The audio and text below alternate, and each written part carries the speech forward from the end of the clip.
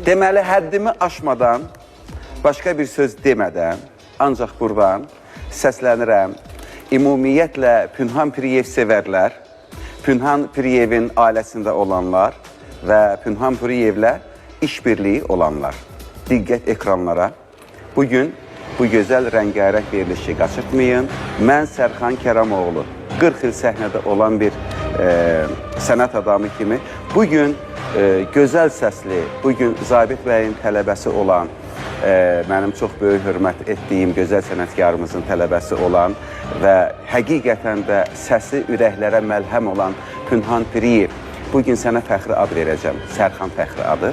Yəni ki, diqqət ekranları olsun, bütün Pünhan Piriyev sevərlər ekran başına toplaşsınlar. Çünki sizin üçün çox maraqlı olacaq. İndi verilişi davam edin.